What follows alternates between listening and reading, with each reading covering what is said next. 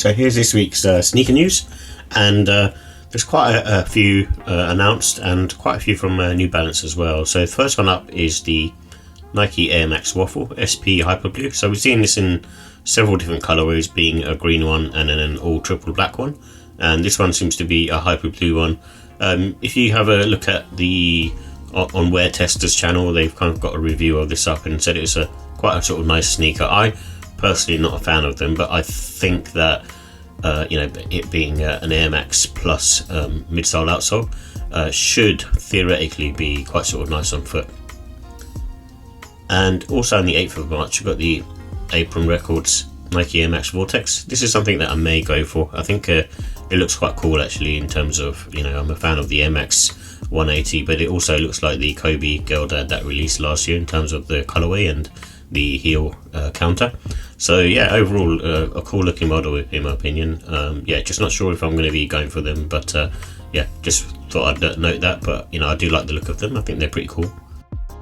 And also in March we've got the New Balance Concepts 1000, and this is based on the now I suppose they've stopped making these, the $1,000 bill.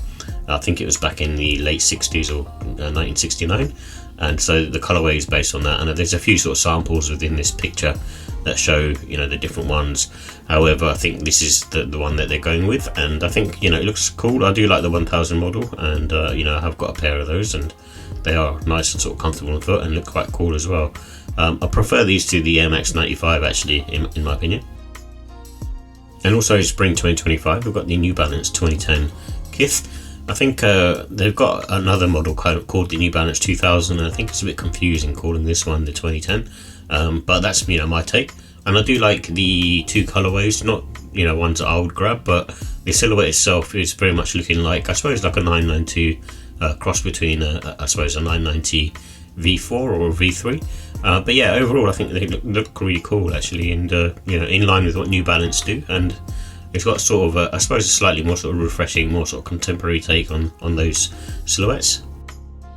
And also from New Balance we've got the 991 V2, and this is called the Grounded Pastels pack, and these are coming out I suppose in time for Easter really. Both colours look really nice. I like the sort of the UNC blue one. Very nice colorway, and they're quite sort of comfortable on foot as well. A little bit bottom heavy, but the comfort is more sort of on the neutral side. And also in summer is the Maniere Jordan 5 Burgundy Crush. I think this is received with sort of lukewarm reception because it's pretty much a cookie cutter type situation. I actually really like the Dawn pair and also the Dusk pair.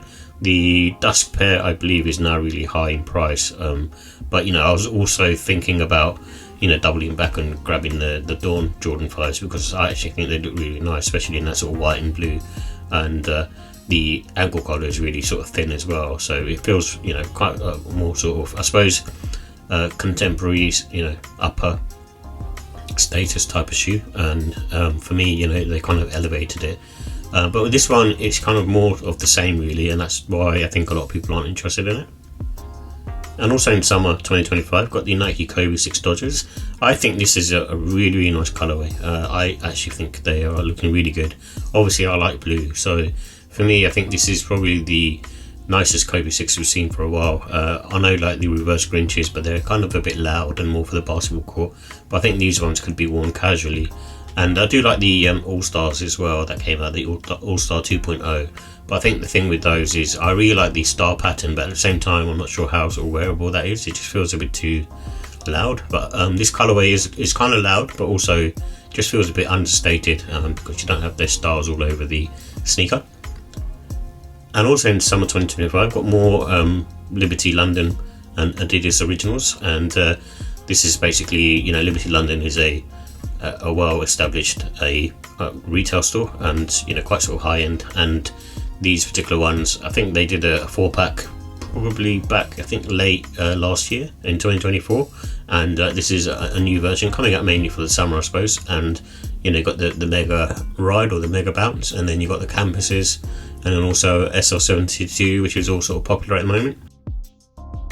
And also in summer 2025 got a better look at the little Yachty Nike Air Force One Lucky Green. This is in the sort of patent leather. I'm not the biggest fan, but I'm sure it's kind of got that more sort of Caribbean roots to it in terms of the colorway.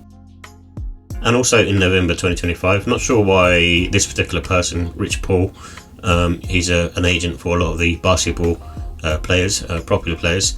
I'm not sure why he has a collab, but the New Balance 2010 has another colorway, and by him, and yeah, it looks nice. That pink color. It's not something that I would wear personally, but I do think it looks really nice. And also in fall 2025, got the Awake New York Air Jordan 5. I mean, I'm a fan of the Awake New York airships. I have both of those, and I think they're really, really nice and sort of low-key gone under the radar, and I do feel like people will be looking back on them thinking, they actually are really nice sneakers. With this one, I actually do think they've done a good job on it, and it's not, again, a cookie cutter type situation, and it's got the Awake New York logo on the side, and just a bit of a riff on the Air Jordan 5 Fire Red. But yeah, I think it looks really cool, in my opinion. I think they've done a good job with this, because they could have just done the same as Maniere and just produced a cookie cutter type situation, but they tried to do more with it.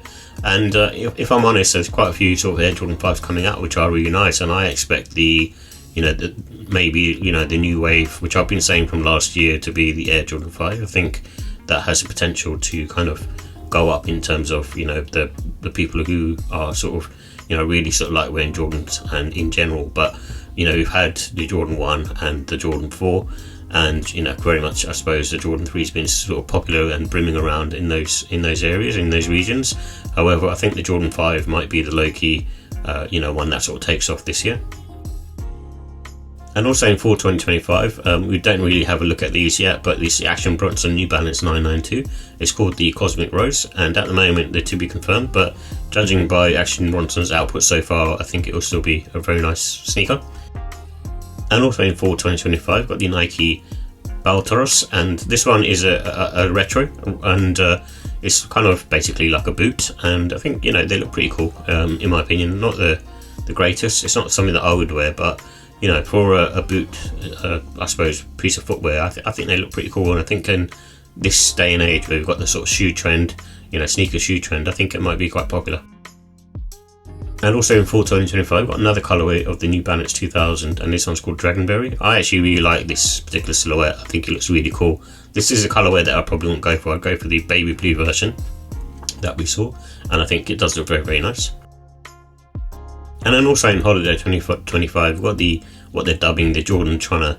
I don't know, for me it's like an odd one. I'm not a fan of the look, but it kind of reminds me of the Jordan 17. It's got the Jordan 17 font, if you see on the side, and to me that's what it looks like anyway. And then the midsole kind of reminds me of the Jordan 17. It's not a lot like a direct comparison, but I think it's taking a lot of inspiration from that, and obviously from the dad shoe vibes that are going on at the moment anyway.